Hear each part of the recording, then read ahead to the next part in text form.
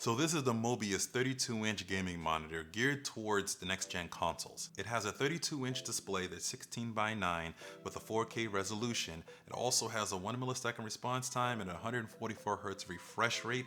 It's HDR compatible with display HDR 600. It uses HDRI technology that BenQ developed that's supposed to make that experience for HDR a little bit better depending upon what content between gaming and cinema and whatnot. It's supposed to be able to detect that and give you the best look possible. On the bottom front, there is a light sensor that's called Brightness Intelligence AI that allows the monitor to change the brightness of the display and the temperature color based upon your environment and surroundings. Also on the front is an AI noise cancellation microphone that provides private mode, direct, and omnidirectional mode as well too. There's also a dedicated remote control to make settings and changes much simpler. It's compatible with FreeSync Premium Pro. It also has 2.1 channel speakers built inside of the monitor, and most importantly, HDMI 2.1 to take advantage of the next gen consoles. And there's also RGB on the back.